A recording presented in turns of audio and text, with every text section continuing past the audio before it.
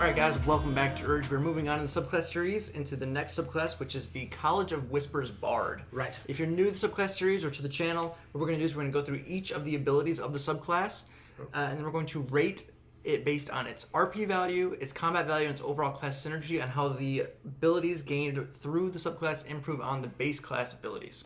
Without any further ado, we're just going to jump straight into it.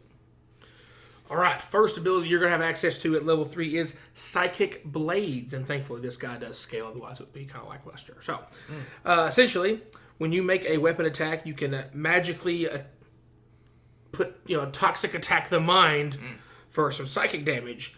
By using a Bardic Inspiration dice, you can deal an extra 2d6 psychic damage, starting out at level 3, and it's once per round on your turn, so you can't do it multiple times in a turn. Right. It does scale every 5 levels. Starting at 5th level, it's 3d6. At 10th level, it's 5d6. And at level 15, it's 8d6 psychic damage. And of course, you get after level 5, you get your Bardic Inspirations back on a short rest. Right. And doing the math at like the 8d6, think of it essentially like a lightning bolt. Kind of sort of for a single target. As far as the amount of damage it does, it's 8d6.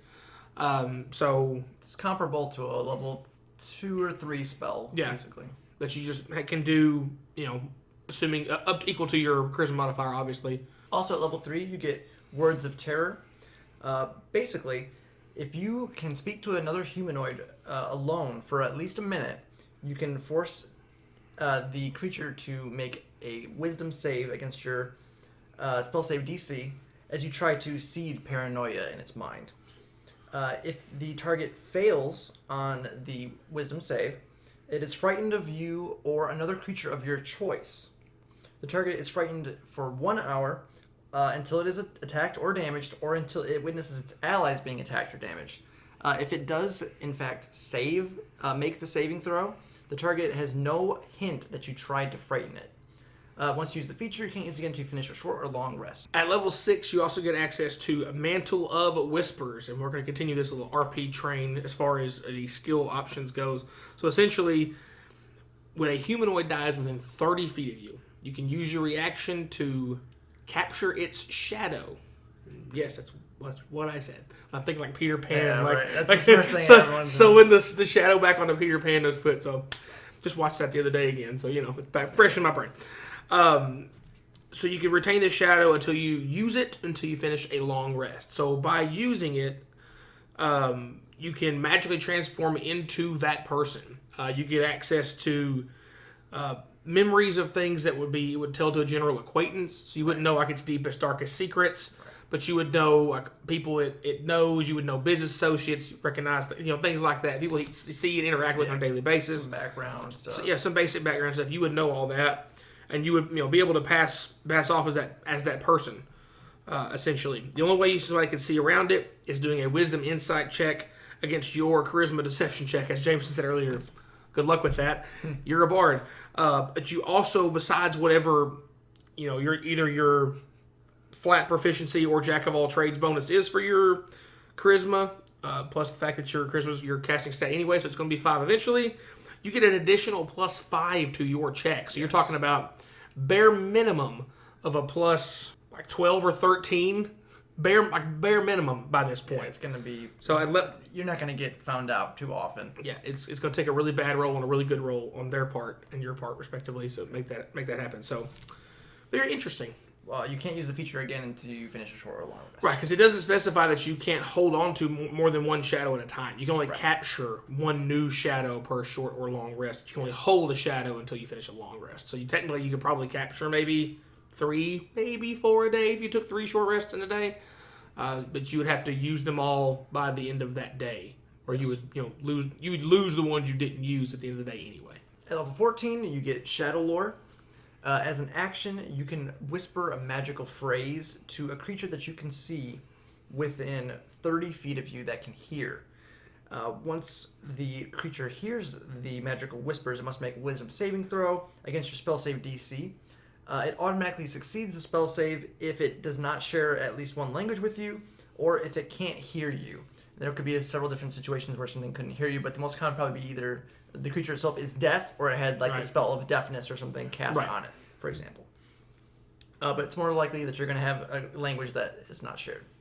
That being said, on a successful saving throw, your whisper is like unintelligible mumbling and has no effect. But on a failed saving throw, the target is charmed by you for the next 8 hours, or until you or your allies attack it, damage it, or force it to make another saving throw.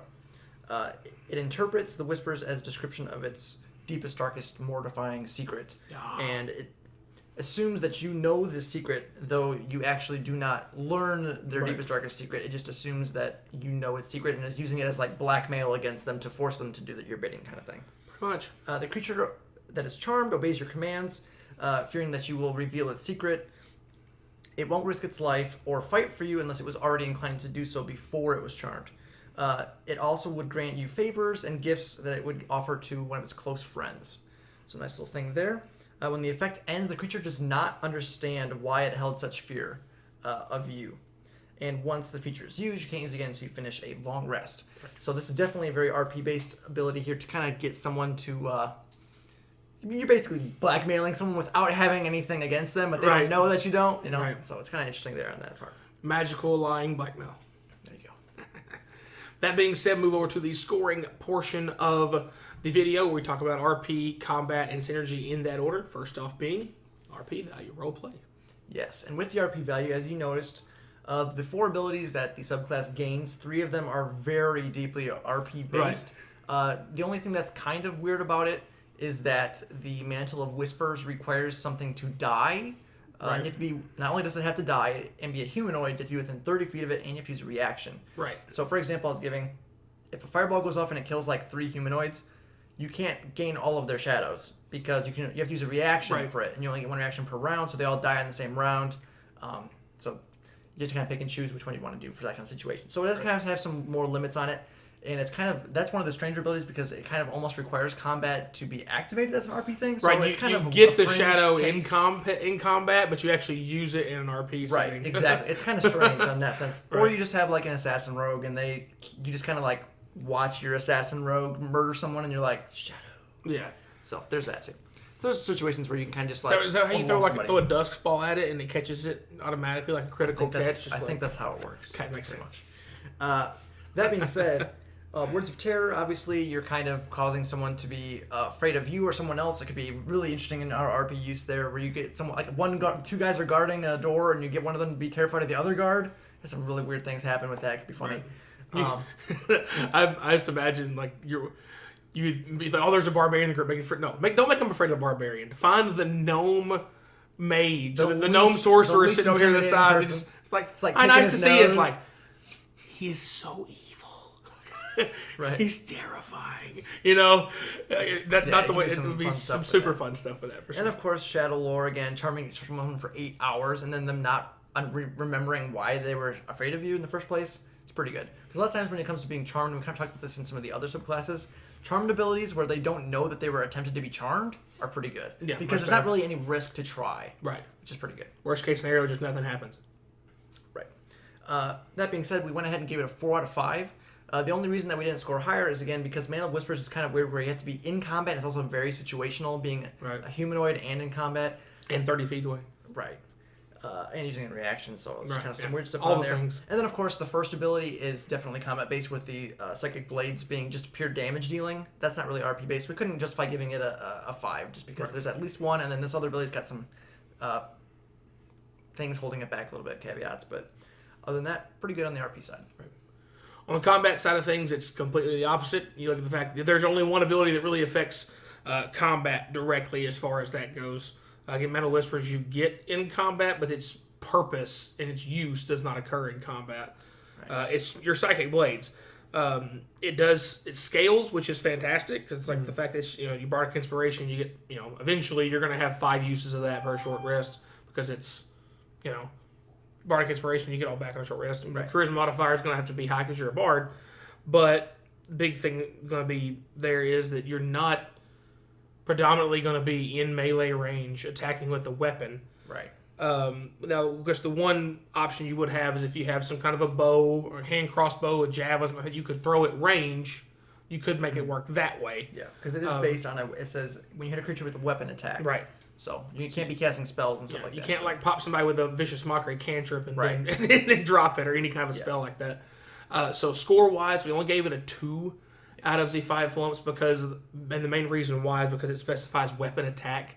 Right. So Yeah, and it is the only. It's the only combat ability you you're get. gaining. Yeah. It's pretty decent. Yeah, it's a cool ability. It's definitely functional, but unlike some of the other bard subclasses, like the previous one, if you go back and watch that one with swords, you don't get access to medium armor. Yeah, or extra attack. or extra attacks. You're not going to be in the thick of things. Yeah. Like you might be a whole lot more with College of Swords. Definitely. So it's the ability to use that becomes a lot less. You have to be a lot more careful. Yeah. To say that. Right. You're not going to be as willing to get in there if you know you can't blade flourish and gain like 8 to your armor class. Right. So Yeah. definitely A lot more selective. more risky on that side for the Whispers to get in there. Right. Then lastly, we have the overall class synergy. And again, with the Bard, is definitely kind of a split focus with the overall base class, where it's between RP abilities and magical secrets being a full caster. So those are pretty much the main things that you can synergize with, which being spell selections and just general diversification of proficiencies. Right. Let's throw that out there, some big words. I am right. That being said, there's kind of some interesting things here, but they don't really synergize very well with the base class because the biggest thing with your base class is going to be your Bardic Inspiration. And the only thing that is affected by that is the combat ability, which is decent. It's decent, but it's not going to change anything. Getting an extra, level 15, 8d6 is essentially a 3rd or 2nd level spell. Right. At lower levels, when you're talking level 10, it's 5d6. Or level 10, it's 5d6. Level 5, it's 3d6. And then the 2d6 at level 3, that's not a whole lot of damage. So we're talking at the cap, at the top, at the peak, is about a 3rd level spell-ish damage-wise. Right. So before then, it's not super effective, and it's kind of like gaining some extra spell slots, which isn't bad by any means. Right. But it's not going to be like a complete game changer either. No. So we had to go ahead and give it a 2 out of 5 for the overall synergy, primarily just because there is something going on here with the Bardic Inspiration that kind of gives it another use, which utility is always good. Having options is always good. Right. But the other abilities here are kind of innate in and of themselves. They don't really synergize with the base class. They kind of just are their own abilities that have their own wisdom saves that go along with them, and they just kind of have their own effects. They don't really combo with any other abilities that you have, so to say.